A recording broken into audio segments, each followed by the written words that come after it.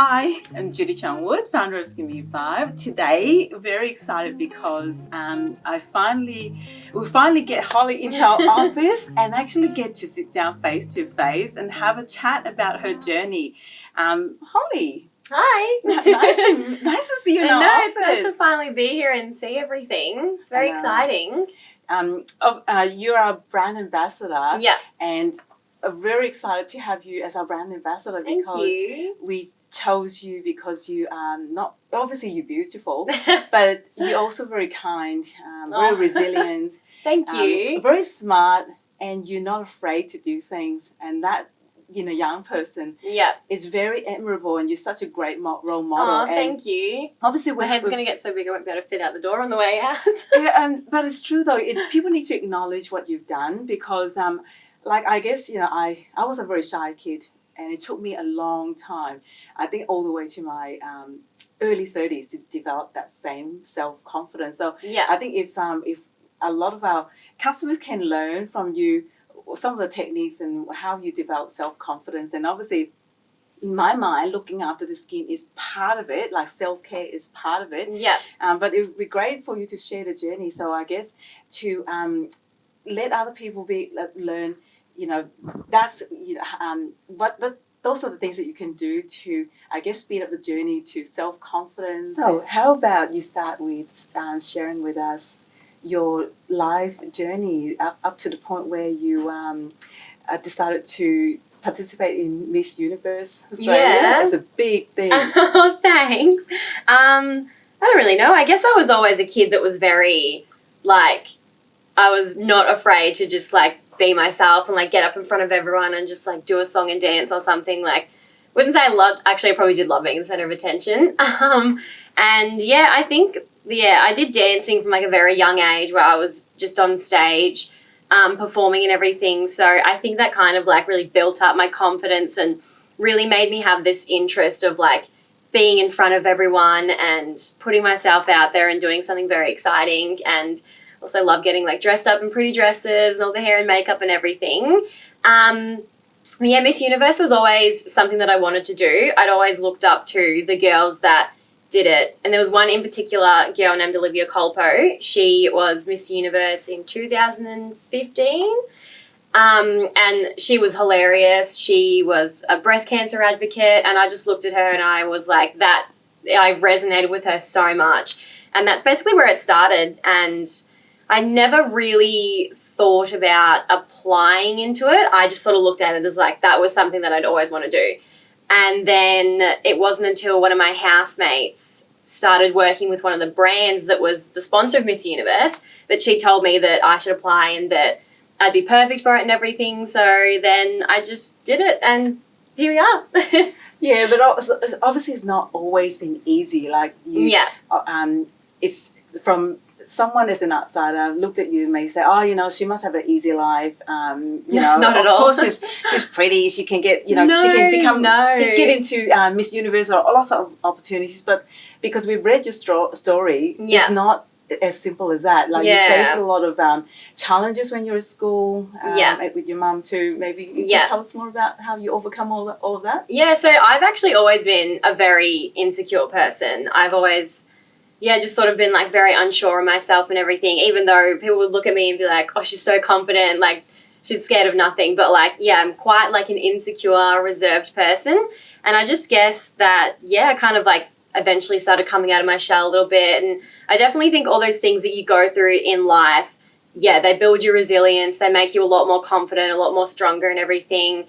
And I think also when you're a teenager, you're sort of in that age where you care so much about what people think about you. But then I think you eventually just grow out of that. I think that's just a part of being mature and growing up and everything, where you kind of grow into your shoes maybe a little bit, and you just sort of overcome that fear of everything. But my mum and everything, she's been an amazing support for me. She's always told me that I can do everything and that I've got nothing to be scared of and everything. So Yeah, but it's such an important topic nowadays. Yesterday, I listened on the radio.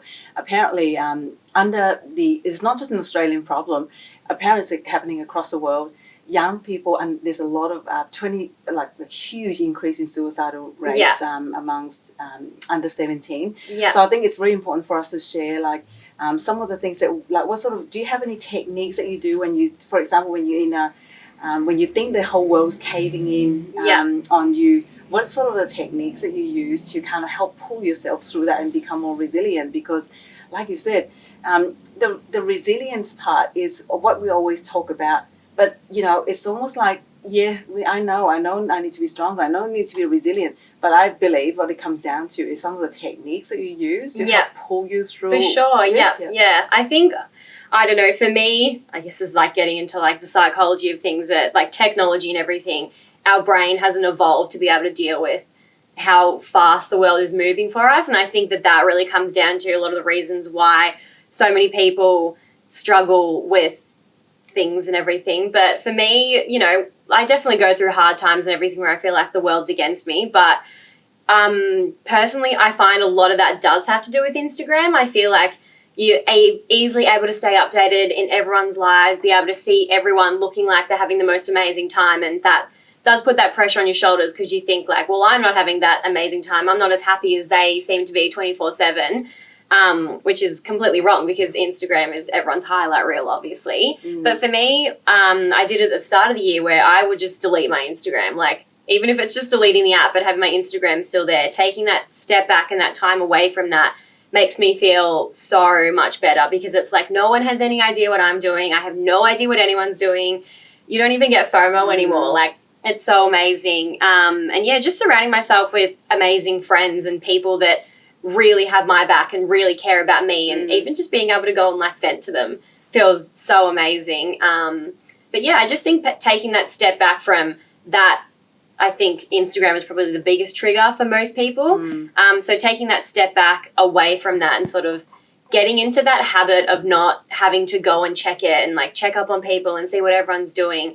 Yeah, sort of just like breaking that habit to be able to not be so easily influenced by what everyone else is doing. Yeah, it's so true because our generation, there's no social media when I was growing up. So for me, it's actually a very difficult thing to I guess overcome that very strong sense of protecting my own privacy and sit in front of a camera and talk. But at some point, I guess I accepted that when it comes to what the messaging that we want to share, which is self-care. Obviously, skin is it's not. It sounds superficial, but it's not superficial because it's all about your health. So looking after your health, and obviously, ultimately, the confidence really helps the person, I guess, flourish. And that's why when I decided I do need to share what I know. I don't need to share everything because I don't even have my own personal Instagram account. So I get what you're saying because I absolutely need time to escape. I often go for long walks or just by myself, not thinking about work or anything, just purely listening to the birds, looking at the flowers, watching the ants. It's really bringing yourself back into the moment instead of like thinking about everything else that's going on. Really just like living in the present moment. And also just being able to feel yourself because you only have one chance to live. I think it's really tragic and I think a lot of those depressing thought came from because you actually don't know who you are. I've been there. I actually had no idea. I don't know where I'm going. I don't know what I'm doing. I don't yes, I've got a job, but I don't even know why I'm doing it. You're stressed out. You're just like going through life. Exactly. And obviously that was a very difficult period to go through. And I find that getting in touch with nature and just centering yourself. It grounding. Just helps exactly stabilize the whole thing. Then you can finally start to listen to a little voice and discover what you want to do and what you want to achieve in life. Yeah, absolutely. And I think that's really important why so many people need to go out and find their purpose in life and find something that's going to be really rewarding for them because, it makes you feel like life's just so much easier when you sort of know like yourself, what you're amazing at, what you can contribute to people's lives and everything. Like for me, especially I was a lot like that too. Like I was always like, oh my gosh, like what am I doing? Like I'm just working with kids or whatever. And especially when COVID happened, when I lost my job as a flight attendant, I went through those months where I was like, what am I doing? Like, what am I supposed to do with my life now? Like, what's the next step for me? But for me, I always found like volunteering. So you do voluntary work at the Royal Children's Hospital. So for me, I found being able to give back to less fortunate people. Like, I feel like it's almost selfish because you're there to, it makes you feel better at the end of the day because you're giving a bit of your time to someone else and making their day a little bit better and everything. Yeah, I think it's really important that people, you know, do those things that work out their purpose in life and really find themselves. It does make you feel so much better at the end of the day. You need to, though. Like, I often, a lot of, especially women, we tend to feel bad spending time looking after yourself. I think, the younger generations, they find it easier, more natural. But I was one of those things, like, my mum's even worse. Like, she always put everyone around her first.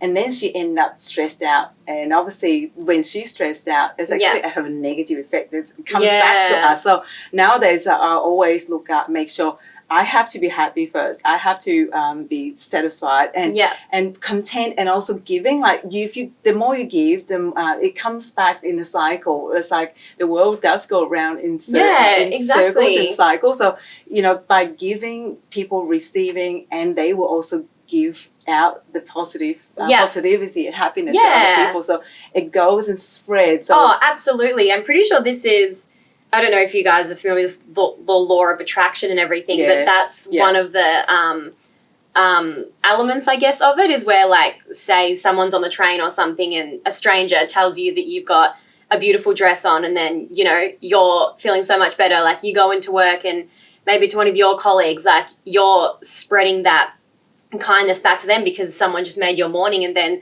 they might go home to their kids and then make their kids feel all amazing and everything. So yeah, it's like that sort of like domino effect of kindness, I guess. Yeah, and that's what we quite often are. We, as you know, like, suffering from skin problem. You become really shy. You shut yourself in. You think even a lot of people suffering from skin problem, you take it so hard on yourself. You think, I don't want to talk about it at all. I don't want to share. I don't want to talk about journey.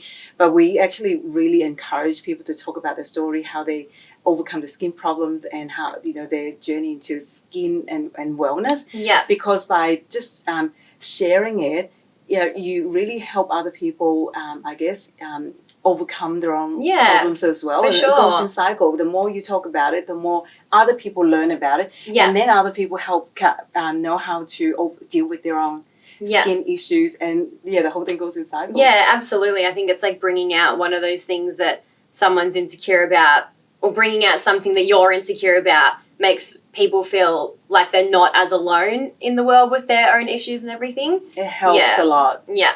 So, obviously, like I said before, skin and wellness is in one. Like, I'm not sure about yourself. Like, I've been through, I used to try a new product every month, really. And obviously, in search of, at the time, I wasn't thinking about why I'm, trying all this new product. But eventually I realized that because I was breaking out as a teenager and I'm deeply insecure, and I started to, go through all these products, and whatever this promised me, clear skin, I would just go for it. And obviously, I realized everything skin problem is not really superficial treatment that can help. It's actually something happening inside my body. So what about yourself? Like, how your skincare journey? Well, pretty much for me, like, I had hormonal acne when I was a teenager. Not hormonal. Is that hormonal? I don't even know. Everything's hormonal, so you're actually right. It's all okay. So it's hormonal, then I was right. So I had that when I was a teenager, just like everyone else. It was definitely something that I was very insecure about. But it was just one of those things that I just had to put up with, because I was like 12 years old or something. You couldn't wear makeup to school, like, cover it all up. I actually can't even remember how I like felt having that, but I just remember that it was an insecurity of mine. And I, even to this day, like, I will look back on photos of when I was younger and I had a lot of acne, and I would just be like, oh my gosh, like, I can't believe that I was, like, still able to go and do everything, but, like, sort of feeling like I was slightly okay with it, I guess. But yeah, like it's just shocking to look back on photos and be like, oh my God, that I had so much acne. And when I was younger as well, like I guess this is, you know, skincare isn't as huge as it was back then as maybe it is now. Like we didn't have Mecca, we had no idea. We didn't have Instagram either, so we didn't have any idea about what to do about your skin and like what was the actual holy grail product. I think for me, I just use, I think it was Benzac, just like the ones from chemists. Oh, Oxy. Yeah, my very first was Oxy in Neutrogena. Yeah, exactly. And I think I even tried Proactive, and I just remember waking up and my pillow would be like bleached, because I'm pretty sure a lot of those products have like bleach in them, so it's actually, you know, terrible for your skin. But yeah, I just use those and everything. And it's only now that like I'm older, I still get like acne and everything, but being able to know like what ingredients are actually going to be helping treat that acne, and knowing that you can't have products that are too drying, you need a little bit of hydration in there, and sort of knowing, exactly all the food that you've got to eat and everything. So we know that dairy can sometimes be like a really, triggering point for acne and everything. So, yeah. Yeah, and you just hit a very important point, because quite often, like when people were using Skin B5, for example, they actually thought, oh, when my acne's gone, that's done. Yeah.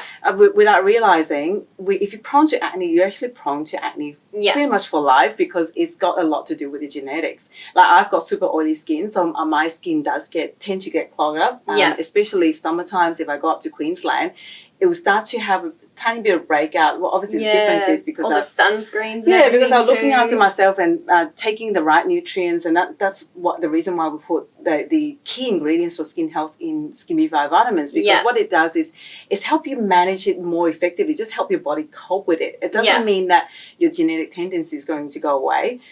It's a long-term journey of basically a lifelong journey of managing your skin. Obviously, absolutely. Feeding it the right nutrients, then your body can cope with it. And obviously using the more gentle skincare products.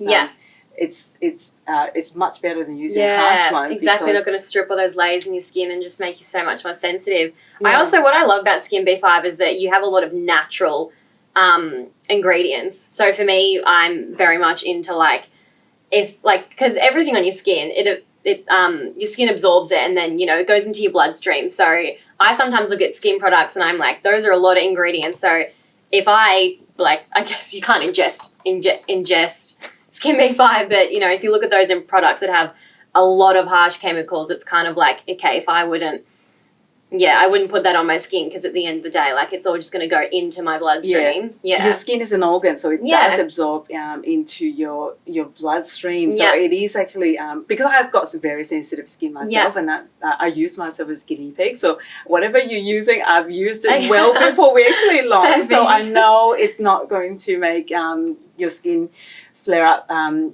So that's one of the things that we're very proud of, is obviously we know what we're putting into our products, and I used myself as a guinea pig. Yeah. And I think one of the things is keep educating, and obviously we love chatting with you, because by having you sharing our messaging, it also help educate our customers that looking after skin is self-care aside, but it's also about using the right ingredients, and I see Skin B5 as a tool. So using we've already put the tool together for you, so you don't have to go and do all this research and buy all these tons of products and experiment. All the hard work's been done. Exactly, we've done the work, and so we offer it to our customers to enjoy. So. What's your next step in your journey? Oh, I think it's just getting through uni, to be honest. And for those who don't know, Holly just started nursing. Yep. It's a very important job. I think especially the COVID, it makes people, I guess, realize how important our frontline health workers are, especially the contribution to the world. Yeah, for sure. I mean, I feel like nurses don't get even enough credit for all the stuff that they do, you know, in the wards and everything that people might not be able to see and everything. But it's very interesting, and it's also, you know, learning about the body and everything, and it helps you understand that much more about, you know, the importance of like skincare and what you're putting into your body and how it affects like all the underlying things underneath your skin as well. So it's very interesting. You have a lot more knowledge about the importance of like health and nutrition and what you're putting into your body that much more. Yeah. So it's very exciting. I just think when I heard about you doing nursing, I just think, Holly is such a great role model because you didn't just obviously after Miss Universe, you didn't just stop, but you keep thinking just ahead. Early retirement. Exactly. You keep thinking ahead, thinking about what you want to achieve, and more importantly, contribute and give back to the world. So I think it's super admirable. So we wish you all the best. Thank you. And I know you're very busy. You need to get to classes. So the next thing we'll work with you on is actually giving out one of our dragon eggs with Skimmy Fast Superfood. Yeah. So, so that would be I've already seen it in the room next door, guys. Looks it's very quite exciting. Delicious. It's very awesome. Can't wait for it. All right, I might not give it away though. I might just like hoard it in my house and be like, oh, sorry, we ran out of eggs. I know. I dropped it. All right, so thank you so much for coming. Thank you so much for having me. Good to have you. So I love coming in and seeing all you guys. Yeah, drop it anytime you want, and I'm sure we'll get you back again and have another chat. Beautiful. Can't wait.